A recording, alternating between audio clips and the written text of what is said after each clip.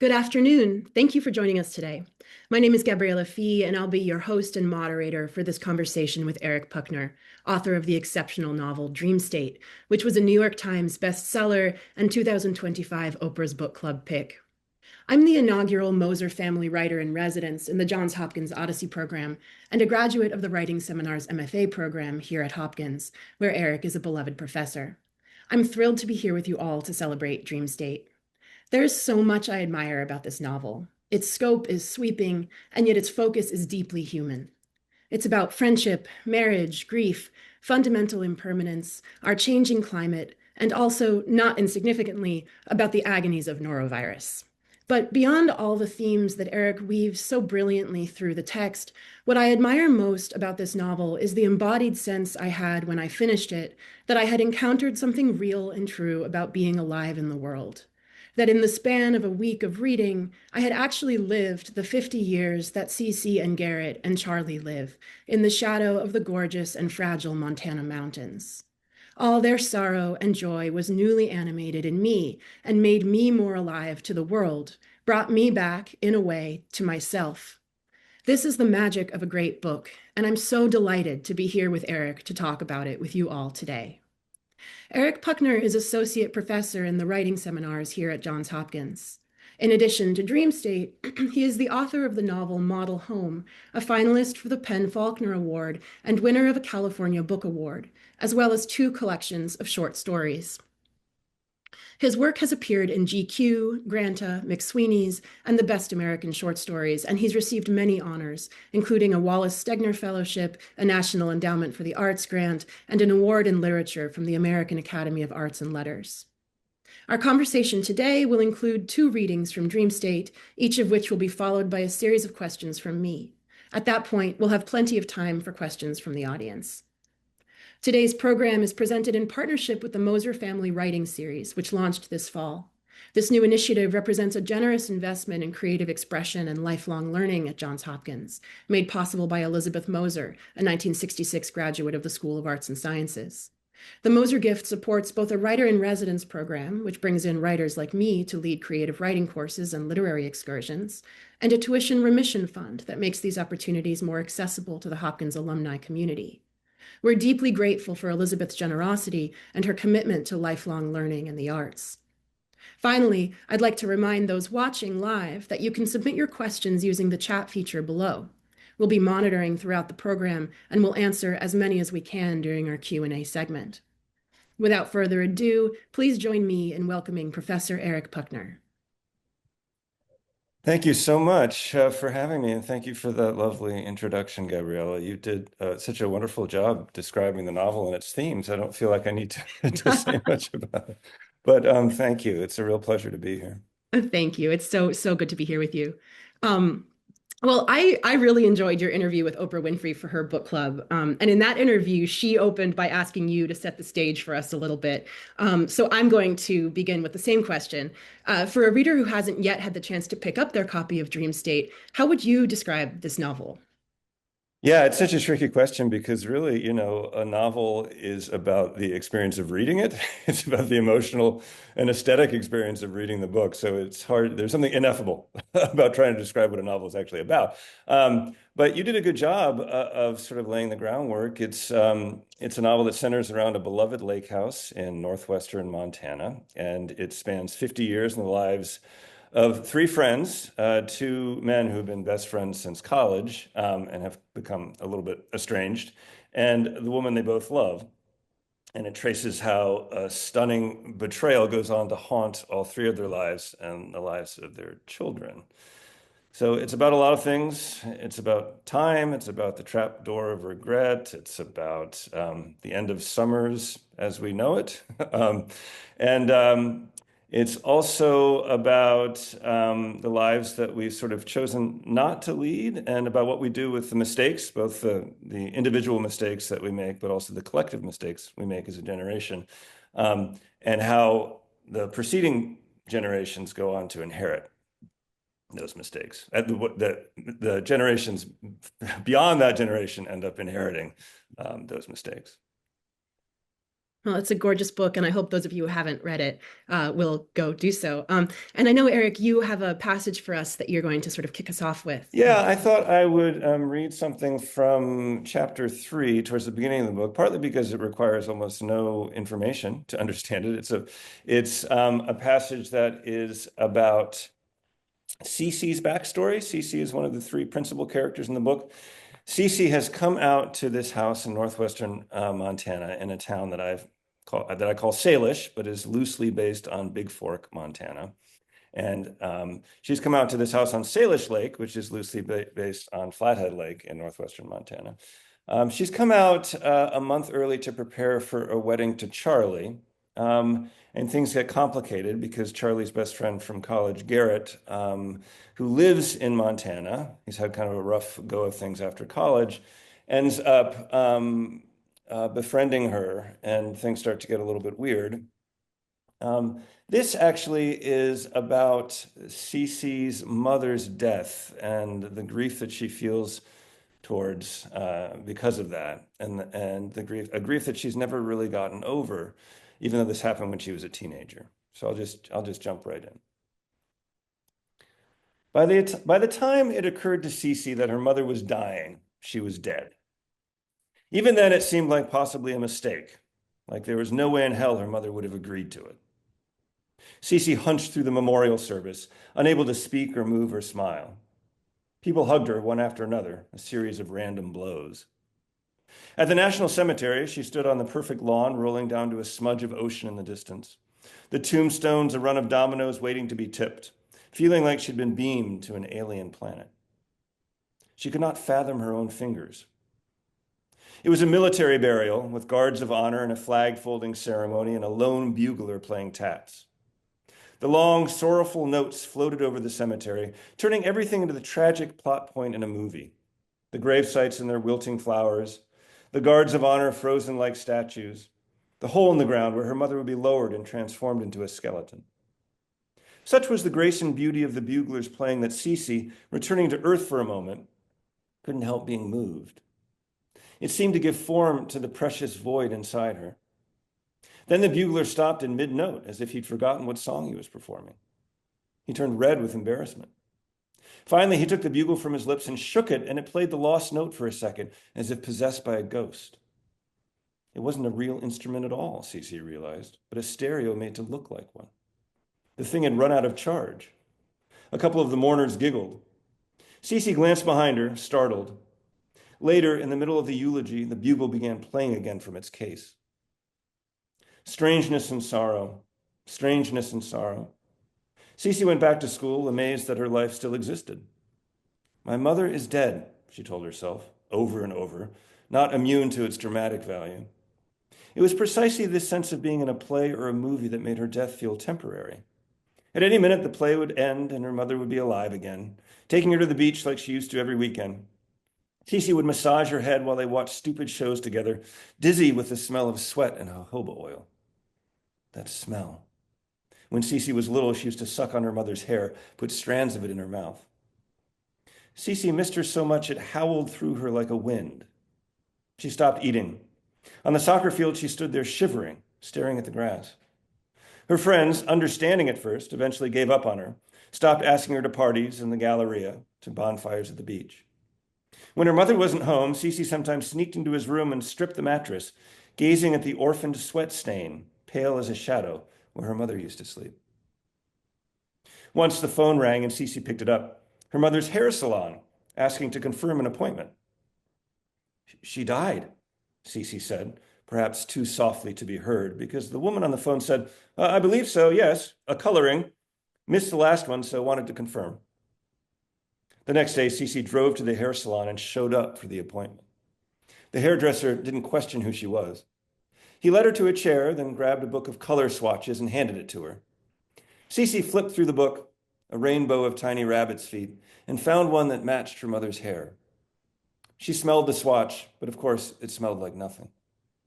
She cried and cried for the first time since the funeral. The hairdresser, perhaps used to such things, ignored her. He painted and foiled Cece's hair, then rinsed it out and revealed the hideous product of her grief. Thank you, Eric. That wonderful repetition of strangeness and sorrow makes me think about the title dream state and grief itself as a kind of dream state. Um, and the novel in general is just such a beautiful and nuanced exploration of, among many other things, grief itself, and the different temporalities or scales of time that grief plays out against. Without giving any spoilers, there's a very significant death in this novel that's very sudden, a death in a ski accident, with a long post-traumatic fallout for the survivors, and then numerous other griefs, both large and small, associated with aging, changing climate, losses, both personal and collective. I wonder if you could speak a bit about these different kinds of grief in the novel. Cece's grief for her mother in this excerpt, and then grief, more generally and its role in the text. Sure, yeah. I mean, I'll say that the book, in the same way that it interrogates the marriage plot a bit, the first 100 or so pages of the book are based upon the marriage plot very explicitly. It feels like maybe a Jane Austen novel or something, one that you've read before. But I was less interested in ending with the marriage and sort of ending with the wrong marriage in a certain sense, and actually seeing how the marriage plays out. That was what was most interesting to me about the book, and that's why I dispensed with the marriage, which I don't want to give any spoilers away either, is sort of the wrong marriage. And then the book sort of digs into the consequences of that. Similarly, with grief, I was interested in interrogating the trauma plot a little bit because I'm a little suspicious of it, honestly. It feels a little reductive to me that our entire lives are determined by a single incident. So one of the things the book does is say that yes, these incidents are powerfully shape our lives, and go on to reverberate over the span of 50 years, in fact, even cross generations, but they don't define us necessarily. And so, the time plays an incredibly important role in the novel. It's sort of the antagonist of the novel in a way. And one of the things that time teaches us is that what we thought we grieved over when it originally happened, maybe isn't as powerful as we thought, or else actually we misinterpreted that grief. We were grieving something else as well. And another question that the book asks has to do with love and its relationship to grief. So the two characters, Cece and Garrett, who bond in the first part of the book, much to Charlie's chagrin. Charlie is the fiance. One of the reasons they bond is that they share a kind of secret sadness, and they're able to see each other in a way that Cece, I think, and Charlie cannot see each other, because they're able to access that grief, that shared grief, that secret sadness inside of each other. And so one of the questions the book asks has to do with love. Is it better to see somebody clearly and be reminded of your own secret sadness and grief, or is it better to be with somebody who maybe is blind to that grief but makes you happy? One of the things that's so wonderful about the scope of this novel, the fact that it plays out over the course of 50 years, is that the limitations in a character's perspective at the start of the novel are not necessarily, the limitations in their perspective at the end. I love how those relationships shift over time. And speaking of time, which is of course so central here, both as an antagonist, but also as a kind of organizing principle in terms of craft. I'm so curious how you as a writer kind of knew when you wanted to speed up, to slow down, to bypass whole decades of these characters' lives, and when to sort of slow down and to dilate. And I wonder if sort of in leading into this question, if I could read you my absolute favorite sentence in the whole book. That would be And great. maybe you could use that as a sort of jumping off point in answering this question. And this is on page 155. It's the last sentence of this chapter that describes this sort of pivotal ski accident. Um, uh, he is Garrett in this case. He got his shovel out of his pack and yelled at Charlie to dig behind him, further downhill, and Garrett began to dig as swiftly as he could, shoveling snow so dense it felt like cement, his arms burning, tossing each bladeful as far downhill as possible, not daring to stop, even for a second, the wind biting a hole into his cheek, and he dug and dug and dug and dug and dug and dug and dug and dug and dug and dug and dug and dug and dug and dug and dug and dug and dug and dug and dug and dug and dropped out of college and wandered between rooms and fell in love with his only friend's fiance and was still digging. Oh my God, what a sentence. I think you Um, missed a few Dougs in I that. think I might have missed a few Dougs. But what I'm so startled and amazed by there is this expansion and compression of time, which seems so reflective of both grief and love. Hmm. And I just wonder if you could speak to that both from an emotional and also a craft perspective.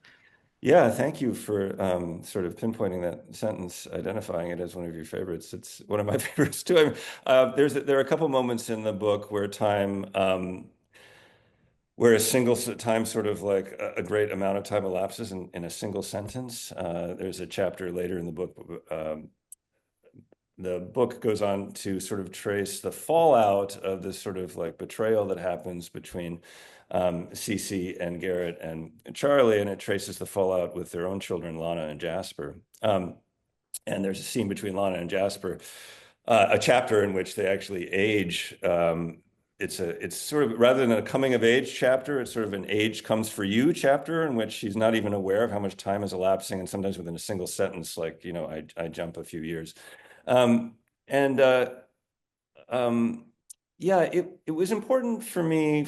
I mean, one of the reasons that I wrote the book was to try to capture the emotional experience of time's passing. It's something I think about a lot, and I think it's a sort of deeply subjective experience, and it changes according to how old you are. So now that I'm in my 50s, I feel like time has sped up greatly. In fact, there's I was doing a podcast with somebody who told me about an entire theory of time called the proportional theory of time, which has to do with how long you're on Earth. So the reason that when you're 10 years old, a single week feels like a year is because you've only been on Earth for 10 years, right? So when you've been on Earth for 55 years, that same week maybe feels like a day because it's proportionate to how long you've been on Earth. And so that sort of speeding up of time, the fluidity of time, even the kind of like inability to measure time sort of like in an objective way, I think is partly what the book is about. And a lot of that stuff that I elided from the book, that exists in the white space between chapters, some of the most important scenes aren't dramatized in the book. And that's largely because I was less interested in doing the obvious and dramatizing the most dramatic scenes and sort of skipping right to the consequences, because that's sort of what time does. And then you also have that sort of like the poignancy of that retrospective poignancy of being able to sort of look back on something that the reader didn't even read about, right? And I just liked that. I like that effect a lot. And that doesn't mean in the first draft I didn't write a lot of those chapters. I did. I dramatized some of those scenes that are missing, and I just like the effect without them better. And I also wanted to continually surprise both the characters and the reader by how much time had elapsed, because that's been my experience of time as a human being, is that I'm just continually, I look at my son and he's now taller than I am at age 15. And I feel like, I look at him and I see his 6-year-old self, and I just can't imagine how he got to be who he is now. So yeah, I mean, all of that sort of emotional experience was what was important to me. It's so moving and does feel reflective of something really true about how we experience memory and time. What you said about your son at 6 makes me think about, and I don't have the quote in front of me, but this idea that all of life, I forget which character it is, but someone says all of life is an attempt to return to this feeling we had at 6. Um, does that have to do with that same kind of dilation of time, the sort of the proportional impact of time at that stage? I think it does. Yeah, I'm forgetting the exact quote as well, but it's when he's skiing and it's Charlie, I think, or maybe it's Garrett. Yeah, Garrett goes into the I'm a lifelong skier, and I come from a family of very passionate skiers. So skiing is one of those things that I experienced at a very young age, which is kind of like, Proust's Madeline for me. Every time I go skiing, which is now only about once or twice a year, unfortunately, I walk into the ski lodge or I get ready to go backcountry skiing, and all of it sort of rushes back.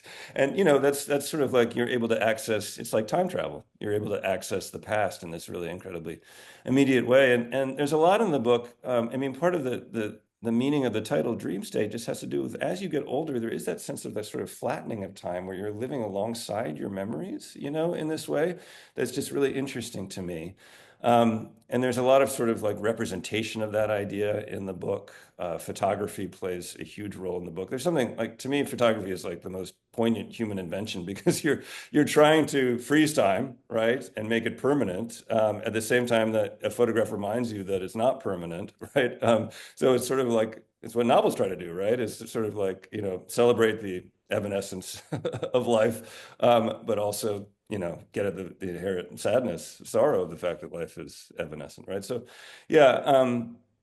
And there's also, Cece also has this app on her phone, which actually exists, where you can imagine yourself, I'm sorry, not Cece, Lana, as a girl. She has an app on her phone where she can see herself depicted at different ages.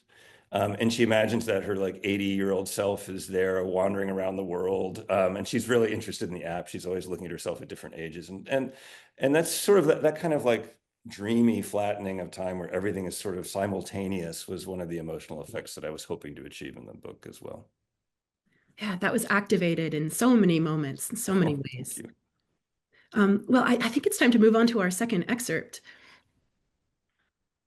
Sure. So I'm just reading from the first part of the book because I don't want to give anything away. I'm assuming most of the people here have not read it. Um, so this is a very different kind of chapter. This is a chapter about love and not grief. This is um, from Garrett's perspective. The book inhabits, I don't even know how many different perspectives. It sometimes goes into the minds of animals as well. But there are five main characters whose heads we inhabit. This is from Garrett's perspective, and he has just gone hiking. He's taken Cece on a hike in Glacier National Park. And if you've been to Glacier, there's one particular hike that sort of follows along a top of a cliff. It's called the Garden Wall. And if you have a fear of heights, you probably shouldn't go on this hike. And Cece didn't realize it was going to be like it was.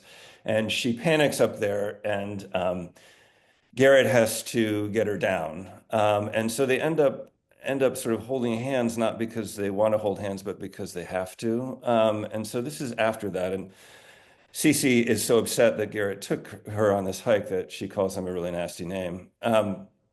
And so Garrett is convinced that she hates him. They go back. He drives her back to the house on the lake, and he has to use the bathroom. And then she invites him to taste some of the wines for the wedding. And this is after that. This is, yeah, this is right after that. Garrett slipped out of the house while Cece was upstairs. Charlie has just called, and so Cece has gone upstairs to take the phone call. Garrett slipped out of the house while Cece was upstairs, knowing he drunk too much wine, that as soon as he got into his truck, he would technically become a drunk driver, one of the least appealing things a drunk person could become. But he'd stayed too long already. He pulled his car keys from his pocket, almost dropping them on the porch. His hand felt heavier than usual, dense with the memory of Cece's grip. She'd hardly said a word to him on the way back from Glacier, staring crossly out the window, still fuming, Garrett imagined, over the death hike. Probably it was a relief not to have to pretend to enjoy his company. He'd had to pee terribly, but was afraid to disrupt Cece's silence. So he was surprised, after he dashed into the Margolises to use the bathroom, when she asked if he wanted a drink. Charlie had sent her some wines to taste. No doubt he'd value Garrett's opinion. Also, drinking alone depressed her. Garrett knew nothing about wine, but pretended to, noting that one called Half Past a Freckle had some earth to it, but agreeing emphatically that something was missing. Wind? Fire? He'd said, finally making her laugh. They tried a Cote de Rhone that made his mouth pucker, then something that tasted like a Jolly Rancher, all on an empty stomach. Garrett waited for Cece to kick him out, or at least to nudge him tactfully out the door, suspecting she was simply absolving a guilty conscience. And yet she poured them another wine and another. Meanwhile, her hand, the same one that had squeezed his up at Glacier, refusing to let go, did not creep away in shame. It did not crawl under the porch to die. Garrett kept sneaking glances at it, as if it were a rare and bashful creature. At some point, Charlie called, and Cece had taken the phone upstairs to talk to him. Garrett climbed into the truck, steadying himself, then dropped his keys before he could get them into the ignition. He switched on the dome light and found them sitting in the thermos he'd parked in the cup holder. They were soaking in the coffee at the bottom. He tried to retrieve them with his fingers from the heel tap of coffee, but the thermos was too narrow. He drank the cold coffee, extracting the keys with his teeth.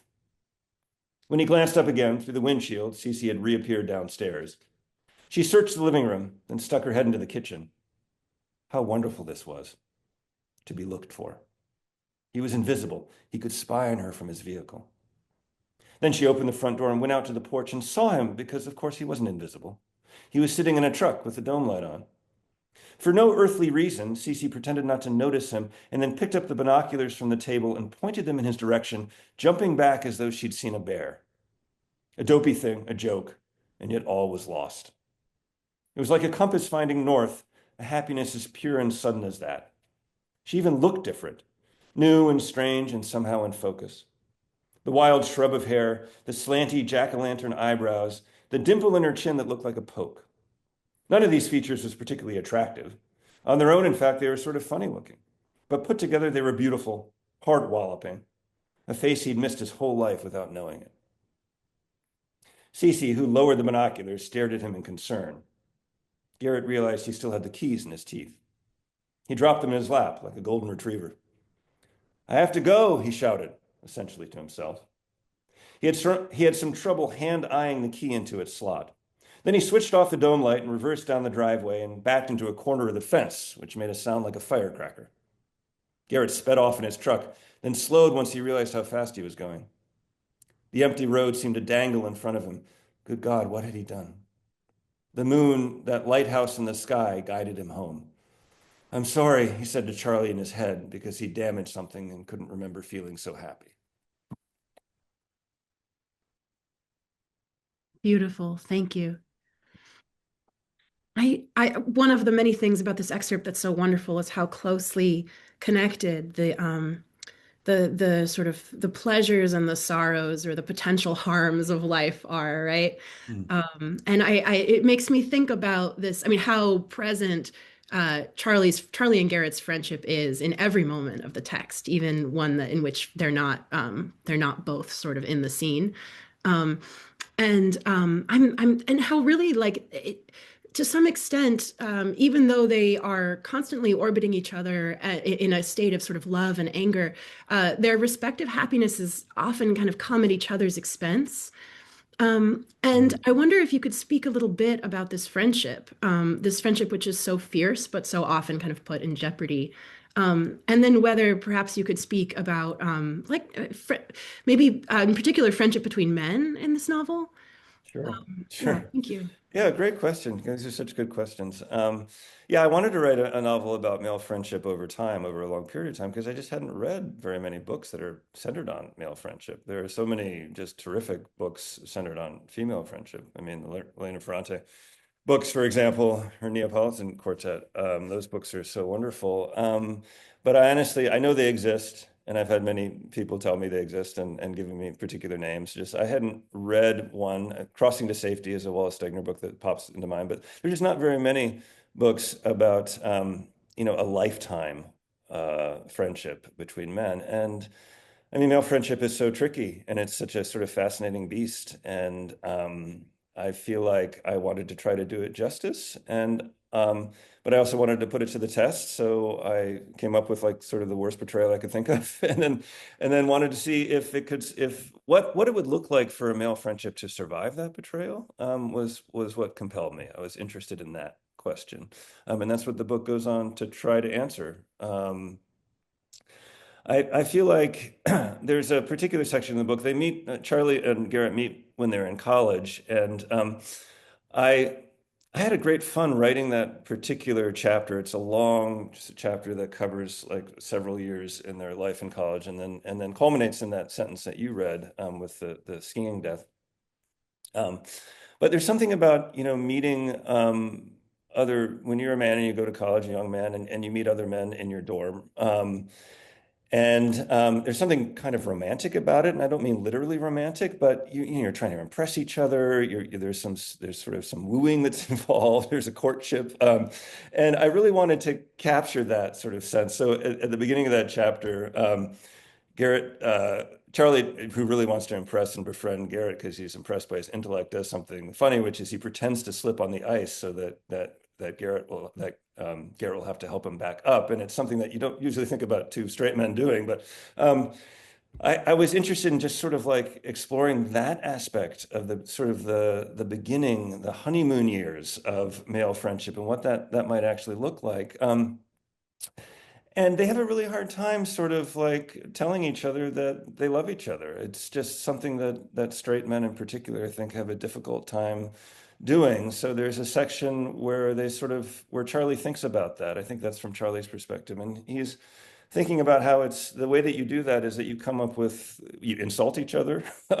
You come up with this sort of like badinage that gets sort of recycled over and over again. And it's not the words themselves that are saying I love you, it's the rhythm of the words. I think I call it like the karaoke track behind the words that's actually communicating how you feel. And so I wondered, like, how would that play out over 50 years when this like awful thing happens, this terrible betrayal, and then these two friends don't ever talk about it, at least not for many, many years. What might that look like? And that's really what the plot of the book is.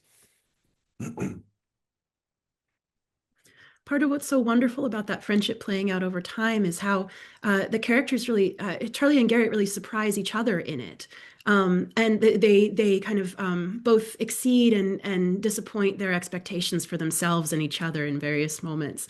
And in thinking about that, I was thinking about how this is in so many ways a novel about expectations, about what people want for themselves, or at least what they think they want for themselves, versus the decisions that they actually make and the decisions that are made for them by time, biology, aging, etc. And so, in that regard, I have two questions. The first is the role of expectation in the novel, as in, were you thinking about that sort of dance between expectation and resolution?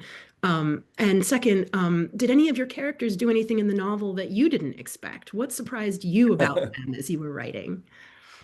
Yes, I mean, I'll answer the second question first. Yes, absolutely. I mean, that's the only thing that keeps me interested as a writer is when your characters start doing things that surprise you. In fact, I wish I could remember the quote perfectly, but there's a wonderful Turgenev quote where someone asked him, I think he was writing Fathers and Sons or something, and someone asked him like, how did your day go? And he said, well, you wouldn't believe what so-and-so did today, right? And so I think that's what, if your characters don't surprise you, they're definitely not going to surprise the reader and come fully to life on the page. So yes, consistently, every chapter, the characters did something that I was not expecting. In fact, I think in my original, very early kind of inchoate conception of the novel, the opposite thing happened. These two characters sort of fell strangely in love and then didn't get together, and the regret was on that side of things. And that sounds like, oh, what a completely different novel, but in some really weird way, it's the same novel because the novel is about regret and kind of how silly it is. I mean, I'm someone who lives constantly with regret. I can't even like order at a restaurant without trying to call the waiter back a second later and change my order. And so it's that kind of life is elsewhere philosophy, like, oh yes, if only this had happened, my life would be different. And I think I don't know, feel like maybe it's not an American phenomenon, but I just feel like I know so many people that are so tempted by that. And I think one of the things I wanted to explore is like, I call it the trap door of regret, which my son heard me say that in an interview. And now he makes fun of me. Like in the next room, he'd be like, just randomly, hey, Dad. And I'll be like, yeah, what's up? He's like, hey, how's that trap door of regret treating you? But but that, it's sort of about the fact that, they the characters make a particular choice and it changes the entire trajectory of their life, but it doesn't mean that they're happier in that trajectory or less happy. It just means that there's a different kind of happiness and unhappiness, right? And so I was interested in that. What was your first question? I lost track of it. Oh, I think you answered my first question through your answer of the second, which was just to what degree were you sort of conscious of that of expectation as a kind of Oh yeah, sort of theme in absolutely. And it's writing? sorry, yeah, I didn't mean to cut you off there. It's interesting that you put it that way too, because one of the things that I tried to do in the novel, which you sort of alluded to earlier with the scene that I just read, but I really do feel like we go through life and we experience so many different emotions on a daily basis. And I feel like so much contemporary literature, at least fiction, doesn't really try to capture that anymore. I mean, there are wonderful books that do, but one of the reasons that I sort of shout out to Russian literature in the book several times is because I just love the way that those books really try to capture the entire gamut of emotional human experience. So, in a Dostoevsky novel, for example, within like 10 minutes, the character will have gone from like searing despair to blissfulness and joy and wonder and love and hate and I wanted to try to get all of that on the page and also to show how each moment there's the capacity for all of that. And in fact, um, that difference between expectation and actuality, that's what makes something funny, right? Is that you expect one thing to happen and a different thing happens. Um, so, you expect to sit down in a chair and someone pulls the chair out from under you. Now, that's not very funny if you're the one sitting down, but it might be funny to the spectators, right? So, I mean, so much of the book is both sort of sad and funny at the same time because I think those are sides to the same coin. They're both reactions to the absurdity of existence, right? Tragedy and comedy. They really come from the same place. Absolutely. The book is so alive to the fact that life is not this branching decision tree, but it's so palimpsestic. It's such a sort of phyllodoe. We're living so many lives at once. And that kind of verticality, emotional verticality, in a book that also has such a kind of such a horizontal scope, right? It covers so much time, is just such a marvelous feat. That So is beautifully put. The phyllo dough of life. I love that. I think That's I'm just wonderful. hungry. Thank you. Thank you thank you very much. Well, on that note, I think it's time to move into some audience questions, if that's all right with you. Sure. And Yeah, absolutely. I'll read them off for us here. The first one is something that stood out to me in your introduction was the idea of passing things down generationally. I feel like that word has had a lot more attention lately with a new focus on creating quote unquote generational wealth or healing quote unquote generational trauma. Do you think this is something new or different, or is it just a new way for us to talk about something we always have? Oh, I think it's probably a new way to talk about something we've always had. I mean, but I'm just a fiction writer. I don't know. I do think that with climate change, it's very palpable.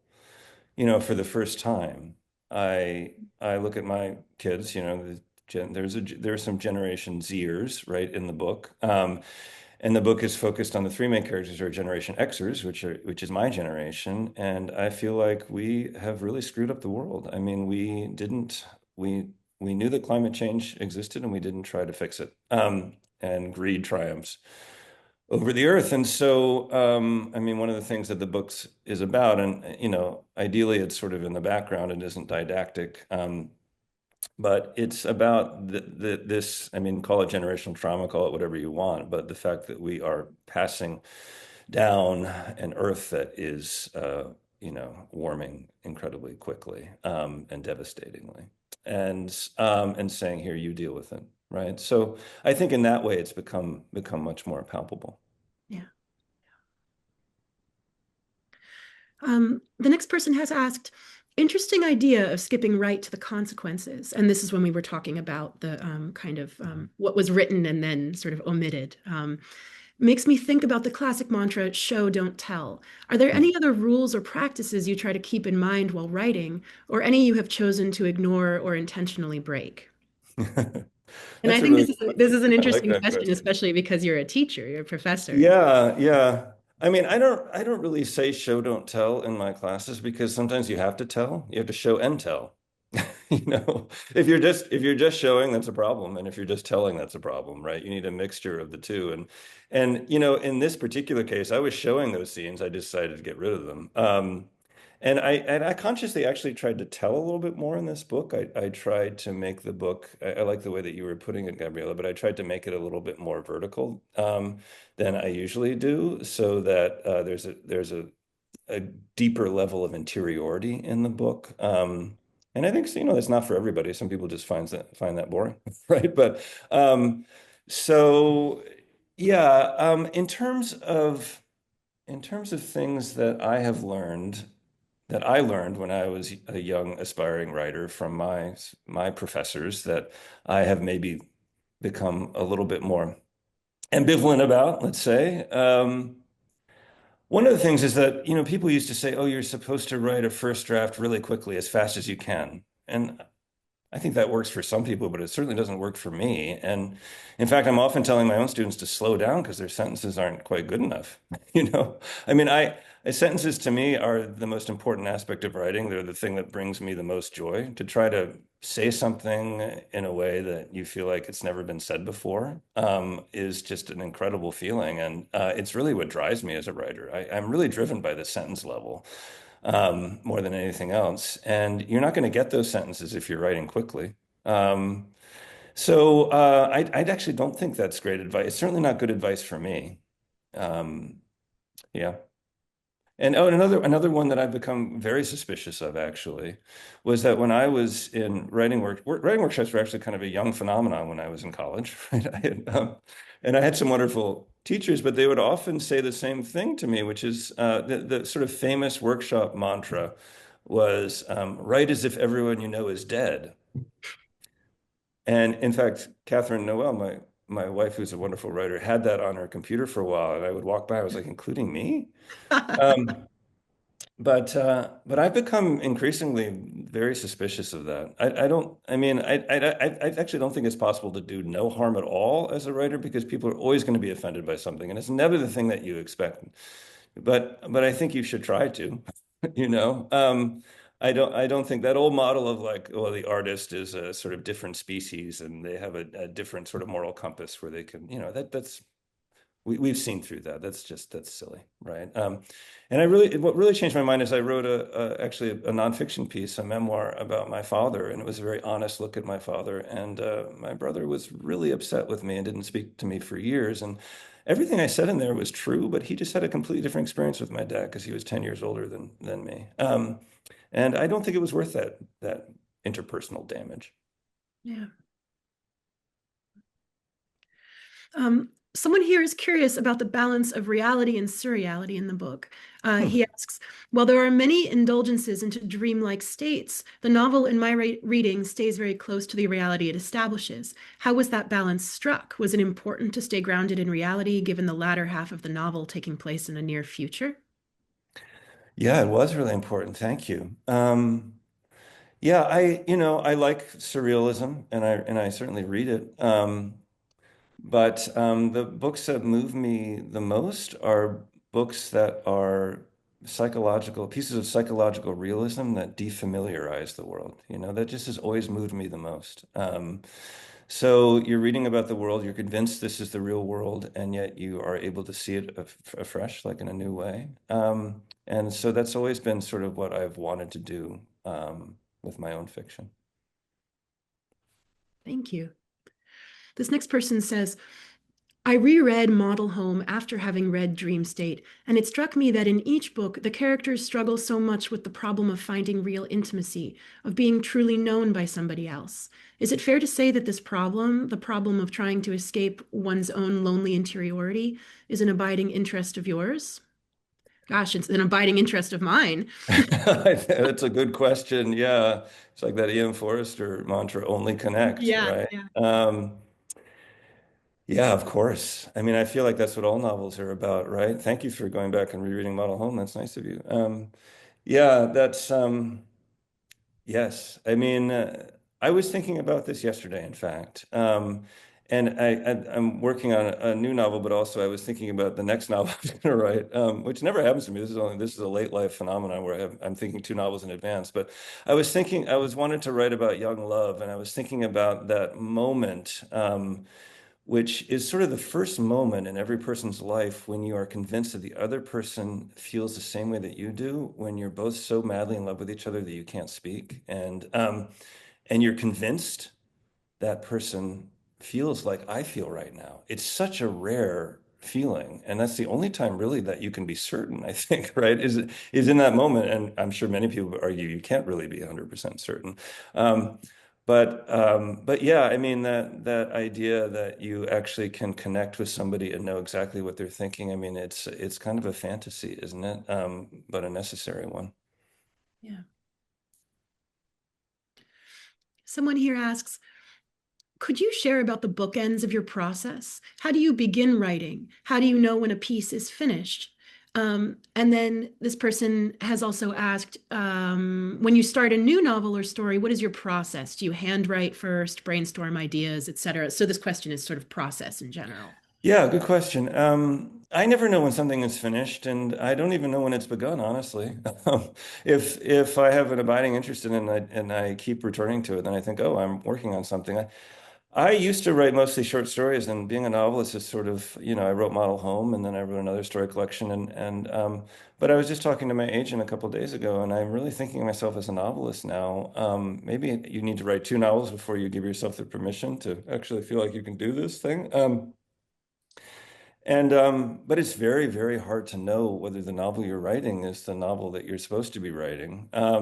And the only way to do that is just to make it the novel that you're supposed to be writing, is to keep writing it.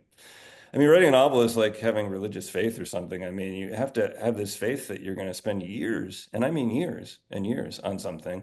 And you have to have the faith that not only is it going to be like a beautiful thing in the end, but actually a thing at all, as a book at all. Like you don't know that. You don't know that it's going to cohere into a novel.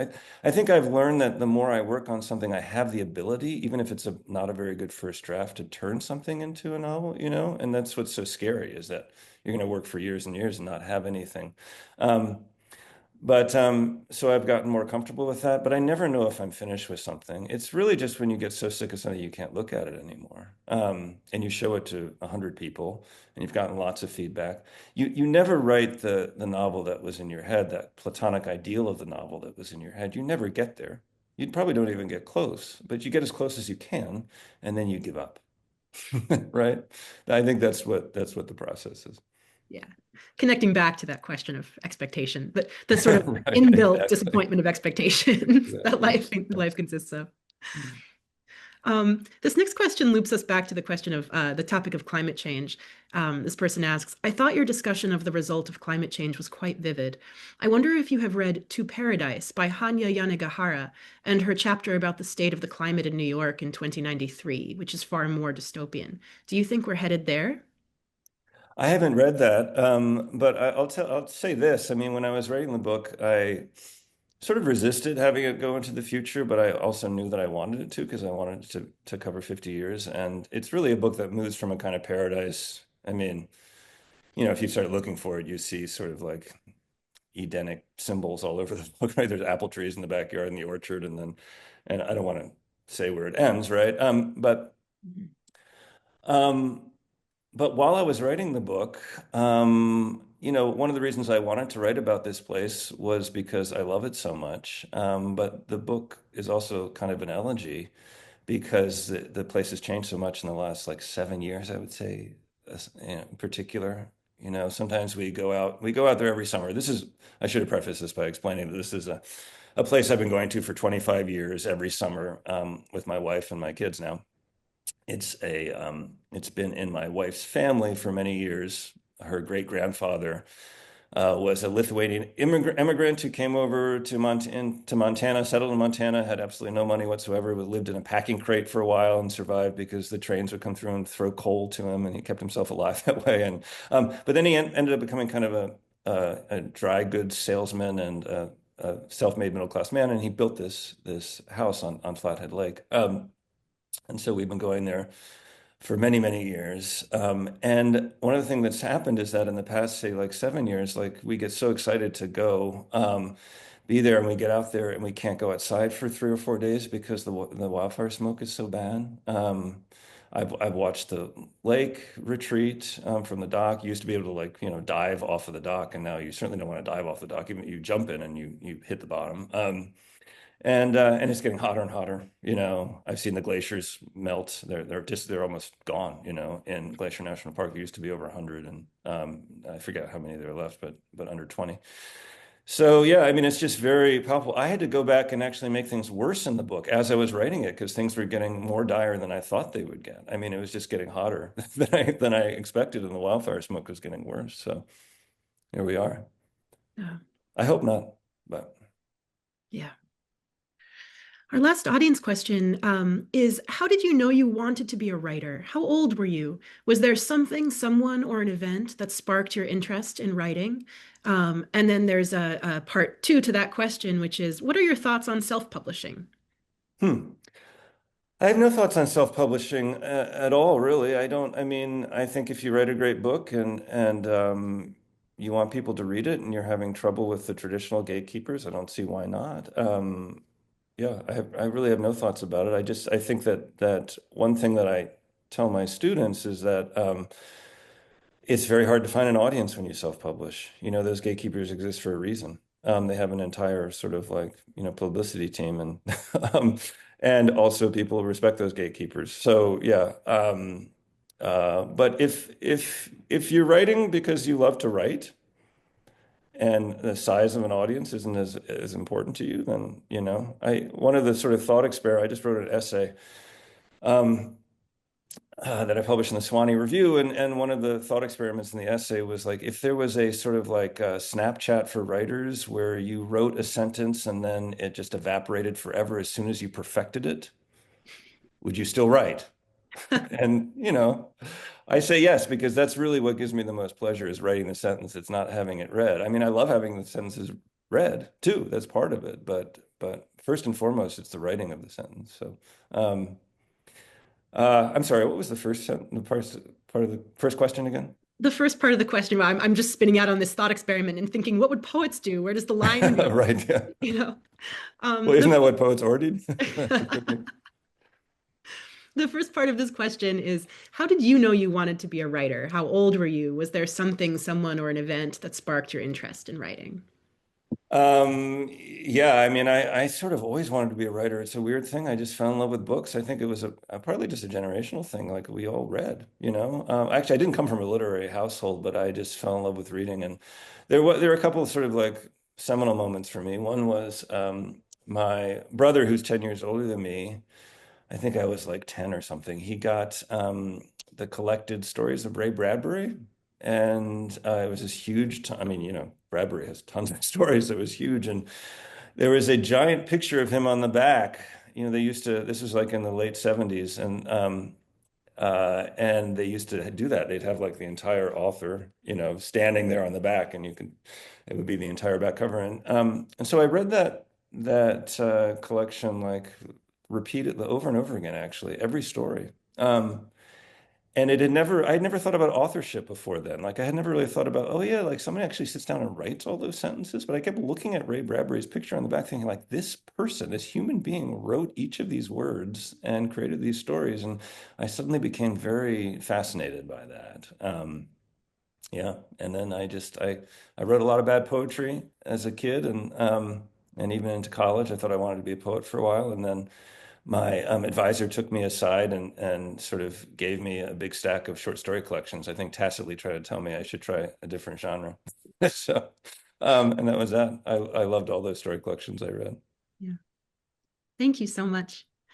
I have one more question for you before we wrap up, and this is my own question. I'm just so curious. One of my favorite things about being a writer is collecting details from niche subject areas. And you seem, if Dream State is any indicator, to enjoy this as well. Dream State involves Wolverine conservation, cardiac anesthesiology, independent bookstore management. And I'm so curious because Dream State is full of the kind of detailed specificity that produces a sense of the real. You must have had a real research process. Who did you turn to? Did you enjoy it? How did you know when you were done? What was research like for this book? Yeah, that's a good question. And actually, ironically, I don't really like research very much. I like writing, and so I always feel like I'm not writing when I'm researching. And I don't like reading.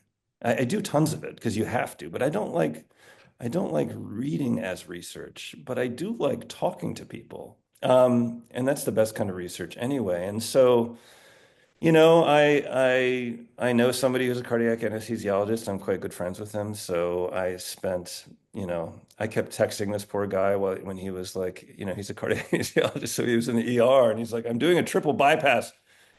No, a transplant. Like I'm doing a transplant, Eric. Please leave me alone, right? You'll be texting with questions and um, the Wolverine, I just happened to meet somebody who was a wildlife biologist who I liked quite a bit, and he worked with wolverines. He was a wolverine specialist, and we became friends. And I read his book, which is wonderful, The Wolverine Way. I just saw him when I was in Montana. He lives in Whitefish, Montana. So yeah, I mean, I like meeting people and learning about the fascinating things they do.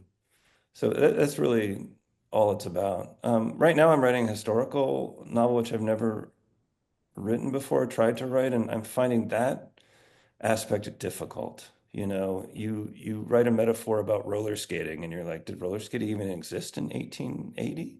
And then you have to Mm, get on the internet, which I hate doing when I'm writing. Um, so that's the kind of research I don't like. yeah.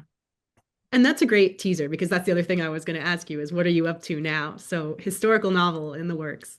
Yeah, it's about the American West. It's kind of a literary Western. I love the Western as a genre, and I've never for a while I didn't really even admit it to people how much I loved, True Grit and but yeah, it's sort of I'm trying to do something new with the genre, and we'll see if it works. I'm deep into it now. It's too late to go back. Well, Eric, thank you so much. I'm really looking forward to that and have really, really enjoyed this conversation. Thank you so much for sharing your time and your process with us. Thanks as well to all of you who joined us today. If you are feeling inspired and want to deepen your own writing practice, either in fiction or poetry, our slate of Spring Odyssey courses just opened for registration this Monday. For information on the 5 courses being offered between January and April, please visit odyssey.jhu.edu. We hope you enjoyed our conversation and encourage you to join us for more public virtual programs in the new year. You can visit hopkinsathome.jhu.edu for more information. Thank you again, and I hope you all have a really wonderful afternoon. Thanks so much, Gabriella, for having me. Those were terrific questions. Thank you. Thank you.